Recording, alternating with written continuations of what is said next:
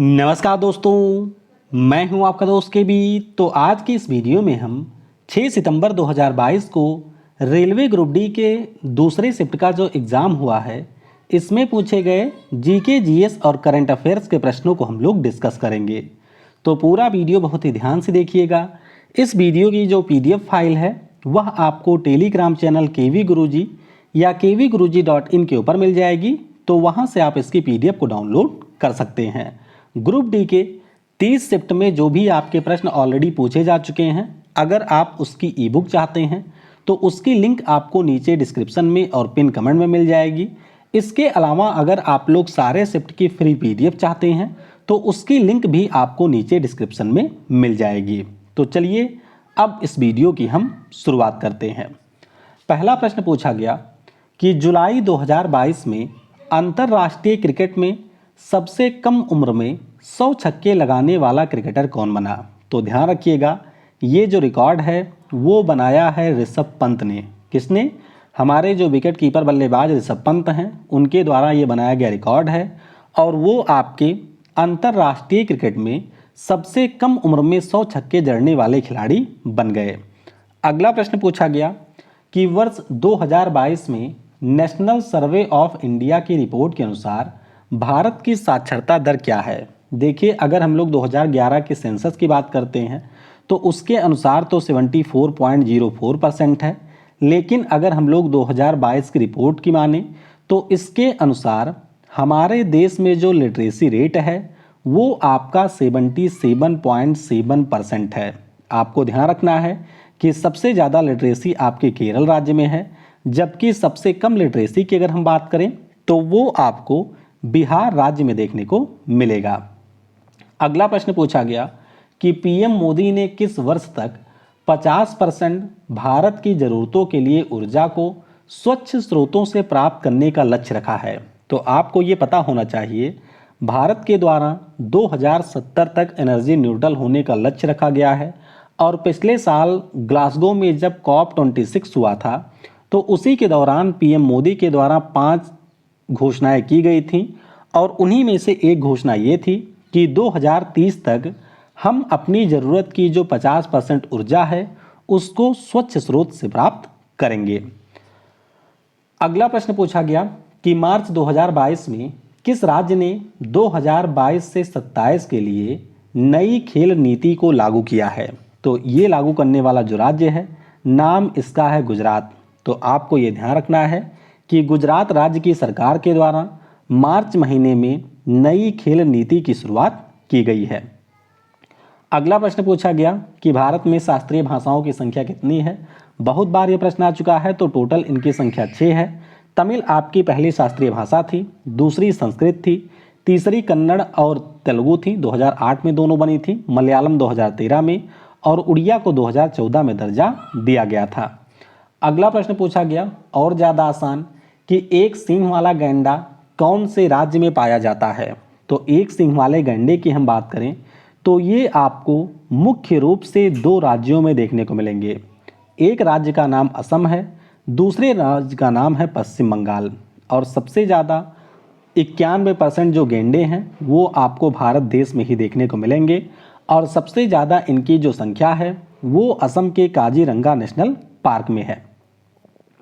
अगला प्रश्न पूछा गया कि 1876 में इंडियन नेशनल एसोसिएशन की स्थापना किसने किया था। तो 2 लोगों के द्वारा इसकी स्थापना की गई थी। एक तो हमारे आनंद मोहन बोस हैं और दूसरे हैं सुरेंद्र नाथ बनर्जी। तो इन दोनों ने मिलकर के 1876 में इंडियन नेशनल एसोसिएशन की स्थापना की थी। अगला प्रश्न पूछा गया कि निम्नलिखित में से क्या अधीनस्थ न्यायालय का कार्य है। आप सभी को ये पता होना चाहिए कि सबसे ऊपर सुप्रीम कोर्ट होता है, उसके नीचे आपको हाई कोर्ट मिलेगा और उसके बाद में आपको मिलता है अधीनस्थ न्यायालय। तो आपको ये ध्यान रखना है कि अधीनस्थ न्यायालय हमारे वह न्यायालय होते हैं जो कि उच्च न्यायालय के अधीन होते हैं और जिला स्तर और निम्न स्तर के जो कार्य हैं उनके द्वारा किया जाता है। मतलब जिले लेवल पर इनके द्वारा सुनवाई की जाती है। आपको ये भी ध्यान रखना है कि ऐसे मामलों की ये सुनवाई करते हैं जिसमें अधिकतम 1 साल से अधिक सजा का प्रावधान ना हो। अगला प्रश्न पूछा गया कि अनुच्छेद 18 का संबंध किससे है, तो आर्टिकल 18 के हम लोग बात करते हैं, उपाधियों के अंत से इसका संबंध है।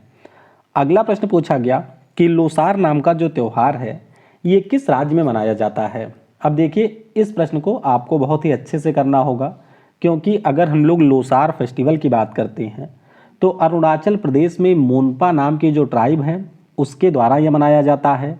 ये आपके तिब्बती लोगों के बौद्ध धर्म से जुड़ा हुआ एक त्यौहार है, तो तिब्बत, नेपाल और भूटान में भी ये मनाया जाता है। इसके अलावा लद्दाख, हिमाचल प्रदेश, सिक्किम, असम, ये हमारे वे राज्य हैं जहां पर लोसार त्यौहार मनाया जाता है।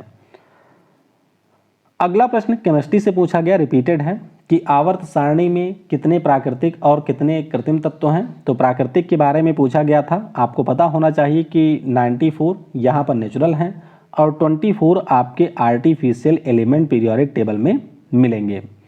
अगला प्रश्न पूछा गया, ये भी रिपीटेड है, कि NaCl प्लस AgNO3 का होल ट्वाइस ये आपका कौन सा उत्पाद बनाएगा। तो ये आपका एक डबल डिस्प्लेसमेंट रिएक्शन है। डबल डिस्प्लेसमेंट रिएक्शन से लगातार प्रश्न आ रहे हैं और यहाँ पर आप लोग ध्यान रखिएगा कि जब सिल्वर नाइट्रेट NaCl के साथ में अपक्रिया करता है तो ये बनाता है सिल्वर क्लोराइड और इसके साथ साथ सोडियम नाइट्रेट यहाँ पर बनता है। अगला प्रश्न पूछा गया कि निम्न में से किस अभिक्रिया में आविलेय पदार्थ बनता है। तो ये प्रश्न भी ऑलरेडी आ चुका है। आविलेय पदार्थ की बात हो रही है तो ध्यान रखिएगा, नाम इसका है अवक्षेपण। क्या नाम है? प्रेसिपिटेशन रिएक्शन इसका नाम है और इसी के अंतर्गत यहाँ पर आविलेय पदार्थ बनता है। अच्छा, क्या होती है ये हमारी प्रेसिपिटेशन रिएक्शन? तो जहाँ पर हमारा एक एक्वस सॉल्यूशन है और जिसमें आपको आयनिक बॉन्ड देखने को मिलेंगे, इसके परिणाम स्वरूप एक इनसॉल्युबल सॉल्ट बनता है और इसी को हम लोग प्रेसिपिटेशन रिएक्शन के नाम से जानते हैं। अगला प्रश्न पूछा गया कि प्रतिरोधकता की एसआई इकाई क्या है। ऑप्शन में आपको ओम भी दिया गया था और ऑप्शन में आपको ओम मीटर भी दिया गया था। इससे पहले भी ये प्रश्न आ चुका है और उस समय भी मैंने आपको बताया था कि प्रतिरोध की एसआई इकाई ओम होती है, जबकि अगर हम लोग प्रतिरोधकता यानी कि रो की बात करते हैं तो इसकी एसआई इकाई होती है ओम मीटर। तो ये आपको ध्यान रखना है। अगला प्रश्न पूछा गया कि अवतल दर्पण के लिए फोकस दूरी 12 सेंटीमीटर, वस्तु की दूरी 26 सेंटीमीटर, तो प्रतिबिंब की दूरी बताइए। कम से कम 20 बार ये सवाल पूछा जा चुका है ग्रुप डी में। तो अवतल दर्पण के लिए सारे आपके निगेटिव होते हैं, एफ, यू, वी सारे निगेटिव होते हैं। वी हमको फाइंड आउट करना है, तो 1/f equal to 1/p plus 1/u हम लोग करेंगे। इसको यहाँ से हम लोग साइन के साथ में वैल्यू रखेंगे, सॉल्व करेंगे तो v की वैल्यू आ जाएगी 22.2 सेंटीमीटर। यानी कि आप देख सकते हैं कि जो हमारा ऑब्जेक्ट है, ऑब्जेक्ट को हमने c से परे कहीं पर रखा हुआ है और जो आपकी इमेज बन रही है वो c और फोकस के बीच में यहाँ कहीं पर बन रही है।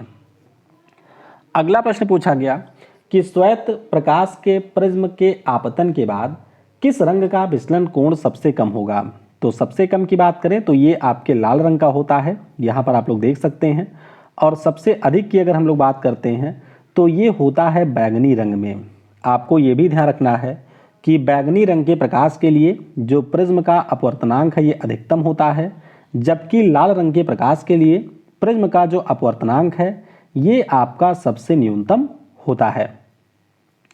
अगला प्रश्न बायोलॉजी से पूछा गया कि आनुवांशिकता के जनक कौन हैं। तो सिंपल सा प्रश्न है, ग्रेगर जॉन मेंडल को आनुवांशिकता का जनक कहा जाता है, क्योंकि जो भी हमारे आनुवांशिकी के नियम हैं इन्हीं के द्वारा खोजे गए थे। और आनुवांशिकता एक ऐसा गुण है जो कि एक पीढ़ी से दूसरे पीढ़ी में स्थानांतरित होता है। फिर एक सिंपल सा प्रश्न पूछा गया कि हमारे किस सेल ऑर्गेनेली में प्रोटीन का संश्लेषण होता है। तो प्रोटीन के सिंथेसिस की बात करते हैं, ये आपके होता है राइबोसोम में। किसमें? राइबोसोम में आपके प्रोटीन का संश्लेषण होता है। आपको ये भी ध्यान रखना है कि जो हमारे राइबोसोम्स होते हैं या तो ये आपको साइटोप्लाज्म में फ्रीली तैरते हुए दिखाई देंगे या फिर आपके माइटोकॉन्ड्रिया में जो इंडोप्लाज्मिक रेटिकुलम होता है ये आपके उससे जुड़े होते हैं। तो ध्यान रखिएगा, राइबोसोम में इसका संश्लेषण होता है। अब हम लोग, हाँ बेटा, हाँ, तो कल हम लोग 5 सितंबर के दूसरे शिफ्ट के प्रश्नों को डिस्कस नहीं कर पाए थे, तो यहाँ से हम लोग 5 सितंबर के दूसरे शिफ्ट में जो भी आपके प्रश्न पूछे गए थे उन सारे प्रश्नों को हम लोग डिस्कस करेंगे। तो करंट अफेयर से एक प्रश्न आया था कि मई 2021 में कोविड-19 के बच्चों के मानसिक स्वास्थ्य के लिए किस पहल को शुरू किया गया है। तो ध्यान रखिएगा, ये पिछले साल शुरू किया गया था और इस पहल का नाम है संवेदना, यानी कि sensitising action on mental health vulnerability through emotional development and necessary acceptance. अगला प्रश्न पूछा गया, ये भी आपका 2 बार ऑलरेडी पूछा जा चुका है कि यूनिसेफ इंडिया ने किसके साथ बच्चों पर ध्यान केंद्रित करते हुए सतत विकास लक्ष्यों के साथ में समझौता किया है। तो ये समझौता इन्होंने नीति आयोग के साथ में किया है और इस समझौते के अंतर्गत दोनों के द्वारा एक रिपोर्ट भी प्रकाशित की जाएगी। अगला प्रश्न पूछा गया कि आईसीसी महिला एक दिवसीय विश्व कप 2025 का आयोजन कहां पर होगा। तो 2025 में जो इसका आयोजन है वो हमारे भारत देश में किया जाएगा। आपको ये भी ध्यान रखना है कि अभी आने वाले महीने में आपका पुरुष T20 विश्व कप शुरू होने वाला है जिसका आयोजन ऑस्ट्रेलिया में होगा। पुरुषों के जो 50 ओवर का विश्व कप है वो अगले साल आपके भारत में आयोजित किया जाएगा।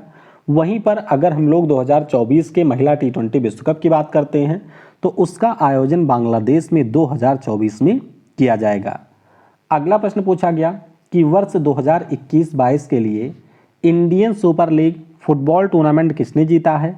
तो ये जीता है हैदराबाद फुटबॉल क्लब ने और इन्होंने केरला ब्लास्टर्स को यहाँ पर हराया है। आप ये भी ध्यान रखेंगे कि 2020-21 के लिए ये जो खिताब है वो आपके मुंबई सिटी फुटबॉल क्लब ने जीता है। अगला प्रश्न पूछा गया कि वर्ष 2021 में चिकित्सा के क्षेत्र में भटनागर पुरस्कार से किसे सम्मानित किया गया। तो ये प्रश्न भी ऑलरेडी आ चुका है। चिकित्सा विज्ञान के क्षेत्र में 2 लोगों को ये पुरस्कार मिला, डॉक्टर जीमन पन्नियमकल और डॉक्टर रोहित श्रीवास्तव। CSIR के द्वारा हर साल विज्ञान के क्षेत्र में ये पुरस्कार दिया जाता है। टोटल इसकी 7 कैटेगरी हैं और पिछले साल यहाँ पर 11 लोगों को ये पुरस्कार दिया गया था। अगला प्रश्न पूछा गया कि निम्नलिखित में से कौन सी सरकार नागरिकों के सबसे करीब होती है। देखिए, हमारे देश में आपको 3 स्तर पर सरकारें मिलेंगी, केंद्र सरकार, राज्य सरकार और फिर आपकी स्थानीय सरकार होती है जैसे कि नगर पालिका और ग्राम पंचायत। तो आपके जो नगर पालिका या ग्राम पंचायत की सरकार है वो हमारे नागरिकों के सबसे करीब होती है। अगला प्रश्न पूछा गया कि भारत सरकार अधिनियम 1919 किस पर आधारित था। तो ये आपके मॉन्टेग चेम्सफोर्ड सुधार पर आधारित था। इसी प्रकार से 1909 में जो अधिनियम आया था वो आपके मार्ले मिंटो सुधार के ऊपर आधारित था। अगला प्रश्न पूछा गया कि भारतीय संविधान में समानता का जो अधिकार है ये किस अनुच्छेद में है। सिंपल सा प्रश्न है, अनुच्छेद 14 से लेकर के 18 के बीच में भारतीय संविधान में आपको समानता का अधिकार देखने को मिलेगा। अगला प्रश्न पूछा गया कि उच्च सदन के संबंध में कौन सा कथन सही है। तो ध्यान रखिएगा, एक स्टेटमेंट था कि यह कभी भंग नहीं होती है। कई सारे स्टेटमेंट थे जैसे कि राष्ट्रपति इसको भंग कर सकता है, 5 साल पर यह भंग होती है, 4 साल पर होती है। तो एक स्टेटमेंट था कि ये कभी भंग नहीं होती है। तो आप सभी को ये पता होगा कि उच्च सदन यानी कि राज्यसभा कभी भी भंग नहीं होती है। अगला प्रश्न पूछा गया कि एगमार्क सर्टिफिकेशन का जो प्रयोग है वो किसके लिए किया जाता है। तो जो हमारा एगमार्क सर्टिफिकेशन है मुख्य रूप से जो आपके कृषि उत्पाद होते हैं उनके गुणवत्ता को निर्धारित करने के लिए इसका उपयोग किया जाता है। और आपने ऐसे कुछ साइन देखा भी होगा कि जो भी हमारे खाने वाले कृषि से जुड़े हुए प्रोडक्ट हैं उन पर आपको इसका मार्क देखने को मिलता है। अगला प्रश्न पूछा गया कि छठ पूजा त्यौहार में किस देवता या किसकी पूजा की जाती है। तो छठ पूजा वैसे हमारे बिहार का सबसे प्रमुख त्यौहार है और इसमें आपके सूर्य भगवान की पूजा की जाती है। इससे पहले पूछा गया था कि पोंगल त्यौहार में किसकी पूजा होती है। तो पोंगल त्यौहार में भी भगवान सूर्य की ही पूजा की जाती है। अगला प्रश्न पूछा गया कि भूगोल शब्द का जो प्रयोग है ये किसने किया था। तो एक हमारे यूनानी दार्शनिक थे या फिर आप कह सकते हैं एक वैज्ञानिक थे जिनका नाम है एरेटोस्थनीज। तो इन्हीं के द्वारा सबसे पहले भूगोल शब्द का यूज किया गया था और इसीलिए एरेटोस्थनीज को भूगोल के जनक के रूप में भी जाना जाता है। अगला प्रश्न पूछा गया कि संविधान के अनुच्छेद 343 के अंतर्गत हिंदी के लिए लिपि कौन सी है? तो ध्यान रखिएगा, इसके अंतर्गत आपकी जो लिपि है उसका नाम है देवनागरी लिपि। कौन सी है? देवनागरी लिपि है। आपको ये भी ध्यान रखना है कि 14 सितंबर 1949 को संविधान सभा के द्वारा हिंदी और अंग्रेजी को आपकी ऑफिशियल लैंग्वेज के रूप में डिक्लेयर किया गया था और उसी समय हिंदी के लिए हमारी देवनागरी स्क्रिप्ट को फाइनल किया गया था। अगला प्रश्न पूछा गया कि निम्नलिखित में से कौन सा तृतीयक क्षेत्रक का विषय है, यानी कि टर्सरी सेक्टर, जिसे आप लोग सर्विस सेक्टर कहते हैं, उसका विषय है? तो सिंपल सा प्रश्न है, शिक्षा हो गया, स्वास्थ्य है, परिवहन है, संचार है, बैंकिंग है, ये सारे हमारे तृतीयक क्षेत्र में आते हैं। प्राइमरी सेक्टर की बात करें तो कृषि हो गया, पशुपालन हो गया, माइनिंग हो गया, ये सारे प्राइमरी सेक्टर में हैं। और जो भी आपका पूरा विनिर्माण क्षेत्र है, यानी कि जो आपके प्रोडक्शन का क्षेत्र है, वो हमारे सेकेंडरी सेक्टर में आता है। अगला प्रश्न पूछा गया कि हंस संप्रदाय में किस भगवान की पूजा की जाती है?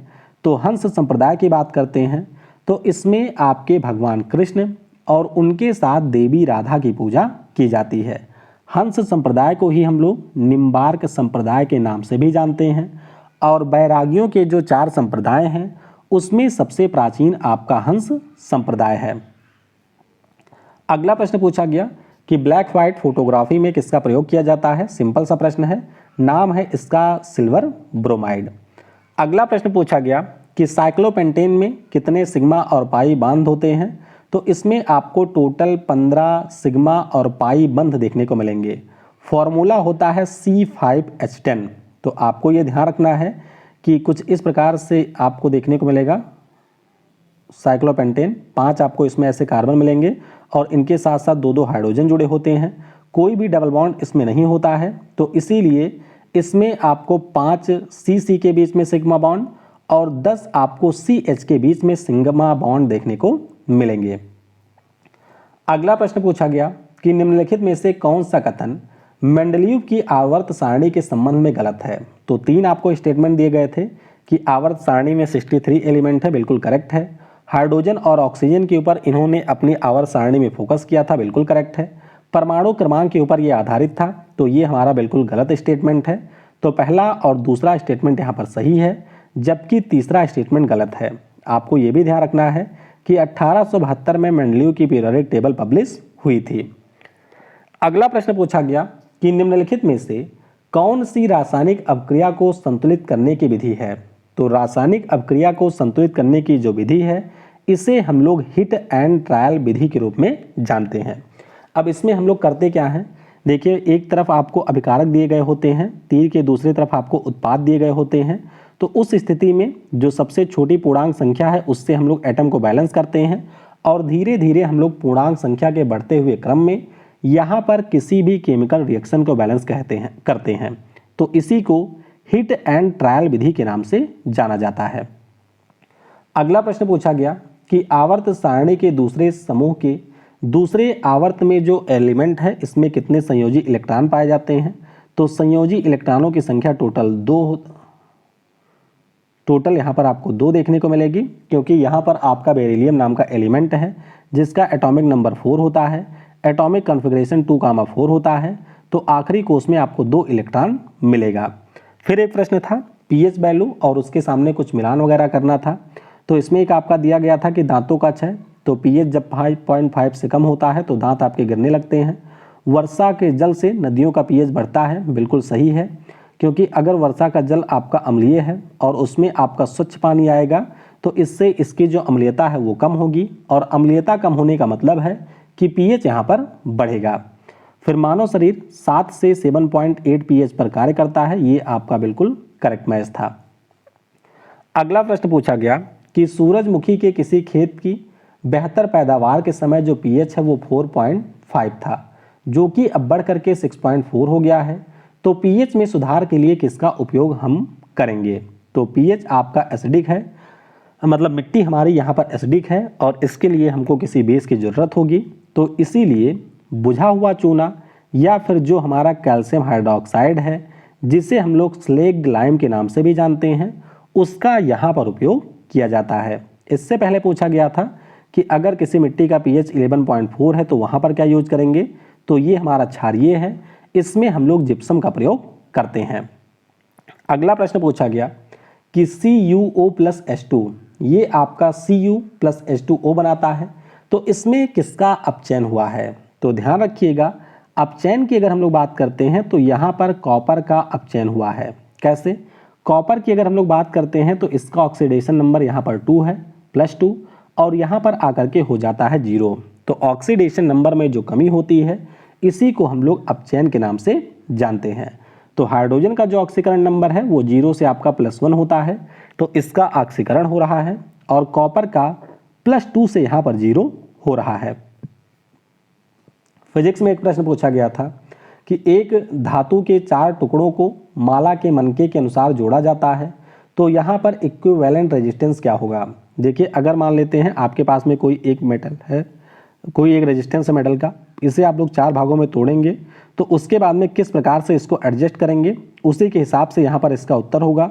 अगर किसी ने यहाँ पर उत्तर दिया हो तो नीचे कमेंट में बताइएगा कि इसमें आपके ऑप्शन कौन कौन से दिए गए थे और प्रश्न की लैंग्वेज यहाँ पर क्या थी। अगला प्रश्न पूछा गया कि 4, 8 और 12 ओम के प्रतिरोध समानांतर क्रम में जुड़े हैं, तो इक्विवेलेंट रेजिस्टेंस क्या होगा। प्रतिरोध समानांतर में है तो फॉर्मूला आप लोग लगा लेंगे, इसको सॉल्व करेंगे तो 24/11 यहाँ पर आंसर आएगा। अगला प्रश्न पूछा गया कि फ्लेमिंग के दाएं हाथ का जो नियम है इसका उपयोग किसमें होता है। तो किसी भी प्रेरित चुंबकीय क्षेत्र की दिशा ज्ञात करने में फ्लेमिंग के दाएं हाथ के नियम का उपयोग किया जाता है। वहीं पर अगर हम लोग बाएं हाथ के नियम की बात करते हैं तो उसमें आपके प्रेरित विद्युत धारा का पता लगाने में किया जाता है। तो इलेक्ट्रिक मोटर में फ्लेमिंग के दाएं हाथ के नियम का उपयोग होता है। एक प्रश्न पूछा गया कि एक अवतल दर्पण की फोकस दूरी 15 सेंटीमीटर और वस्तु की दूरी 30 सेंटीमीटर है, तो प्रतिबिंब की दूरी और आपको प्रकृति बताना है। तो फोकस 15, वस्तु की 30, यानी कि सी के ऊपर ही हमने यहाँ पर ऑब्जेक्ट को रखा हुआ है, और सी के ऊपर जब हम लोग ऑब्जेक्ट रखते हैं तो यहाँ पर जो आपकी इमेज है वो भी सी पर ही बनती है। प्रकृति की अगर हम लोग बात करते हैं तो सी के बिल्कुल ठीक नीचे होती है, वस्तु के साइज की होती है, उल्टी होती है और यहाँ पर रियल इमेज बनती है। अगला प्रश्न पूछा गया कि 10 ओम और 20 ओम के दो प्रतिरोध 6 वोल्ट की बैटरी से श्रेणी क्रम में जुड़े हैं, तो प्रतिरोध के बीच B1 डिवाइडेड बाई B2 और B1 divided by B2 whole divided by I1 और I2 का अनुपात क्या होगा। तो सिंपल सा प्रश्न है, आपके जो प्रतिरोध हैं वो श्रेणी क्रम में जुड़े हैं, यानी कि I1 और I2 इन सभी की वैल्यू 1 होगी। वोल्टेज यहाँ पर अलग होगा, तो सबसे पहले हम लोग प्रतिरोध निकालेंगे तो ये 30 आ जाएगा। I1 की अगर हम लोग बात करते हैं या I2 की बात करते हैं तो ये 1/5 एम्पियर होगा, और जब हम लोग B1 की बात करेंगे तो ये आपका 10 ओम के लिए 2 वोल्ट होगा और V2 के लिए आपका हो जाएगा 4 वोल्ट। तो B1/B2 1/2 होगा, और इसी में अगर आप लोग I1/I2 कर देंगे तो उसकी वैल्यू भी यहाँ पर 1/1 आ जाएगी, क्योंकि ये आपका सेम है। अगला प्रश्न पूछा गया कि 2 क्षण चुंबक A और B हैं। A चुंबक के दक्षिणी ध्रुव से 6 चुंबकीय बल रेखाएं प्रवेश कर रही हैं, जबकि B के नॉर्थ पोल से 3 बल रेखाएं निकल रही हैं, तो किसकी क्षमता ज़्यादा होगी। देखिए, जब हम लोग किसी भी चुंबक की बात करते हैं तो हम लोगों ने ये पढ़ा था कि मान लेते हैं कोई मैग्नेट है जिसका इधर नॉर्थ पोल है, इधर साउथ पोल है, रेखाएं यहाँ से निकल करके यहाँ से इंटर करती हैं, और इन रेखाओं की संख्या जितनी ज़्यादा होती है उतना ही ज़्यादा आपका मैग्नेटिक फील्ड होता है। तो जाहिर सी बात है कि अगर किसी ए चुंबक के दक्षिणी ध्रुव से 6 चुंबकीय बल रेखाएं प्रवेश कर रही हैं, तो इसका सिंपल सा मतलब यही हुआ कि यहाँ से आपकी 6 रेखाएं निकल रही हैं। वहीं पर अगर हम बी की बात करें तो इसमें सिर्फ 3 ही निकल रही हैं। तो इस प्रकार से आप कह सकते हैं कि जो हमारा मैग्नेट ए है उसका मैग्नेटिक फील्ड यहाँ पर ज़्यादा होगा। फिर एक प्रश्न पूछा गया था कि किसी सतह के अभिलंब के अनुदिश कोई प्रकाश की किरण सतह के सापेक्ष कितने डिग्री का कोण बनाएगी। तो इस प्रश्न का जो उत्तर है वो आपको नीचे कमेंट सेक्शन में देना है। मैं देखना चाहूँगा कि कितने लोग इस प्रश्न को समझ पा रहे हैं। बाकी PDF जो होगी उसमें इसका आंसर आपको देखने को मिल जाएगा। अगला प्रश्न पूछा गया कि दर्पण के संदर्भ में R, C और F में क्या संबंध है। तो आप सभी को पता होगा, जैसे मान लेते हैं कि हमारा कोई दर्पण है तो यहाँ पर पोल होता है, यहाँ पर फोकस होता है, यहाँ पर आपका C होता है। तो ये जो दूरी है F से P की, वही दूरी आपकी F से C के बीच में होती है और ये दूरी आपकी इसकी होती है आधी। तो R इक्वल टू 2F यहाँ पर हो जाएगा। बायोलॉजी से एक प्रश्न पूछा गया था कि खाद्य श्रृंखला में सबसे बड़ा पोषी स्तर कौन सा है। तो इस प्रकार से आपको ऑप्शन दिए गए थे, चूहा, बाज, पेड़ और अजगर। तो इसमें आपका बाज सबसे ऊपर देखने को मिलेगा। फिर एक प्रश्न था कि वर्जिन वनस्पति किसे कहा जाता है। इंसान की बात नहीं हो रही है, वनस्पति की बात हो रही है। तो ध्यान रखिएगा, हमारे वे पेड़ पौधे जो कि बिना किसी भी इंसान के हस्तक्षेप के प्राकृतिक एनवायरनमेंट में उगते हैं और बड़े होते हैं, उन्हीं को हम लोग वर्जिन वनस्पति के रूप में जानते हैं। अगला प्रश्न पूछा गया कि फेफड़ों में श्वसन प्रक्रिया के बाद शेष बचे वायु को क्या कहा जाता है। तो जब भी हम लोग इनहेलेशन और एक्सहेलेशन करते हैं तो ऐसा नहीं है कि पूरी हवा हम लोग बाहर छोड़ देते हैं या पूरी हवा हम लोग अंदर लेते हैं। कुछ हवा आपके फेफड़ों में शेष बचती है और इसको हम लोग फंक्शनल रेजिडुअल वॉल्यूम के नाम से जानते हैं। किसके नाम से? फंक्शनल रेजिडुअल कैपेसिटी के नाम से इसे हम लोग जानते हैं। पौधों में जो आपका भोजन फोटोसिंथेसिस के जरिए बनता है, इसका भंडारण किस में होता है। तो ध्यान रखिएगा, इसका जो भंडारण है वह मृदुतक यानी कि पैरेन्काइमा में किया जाता है।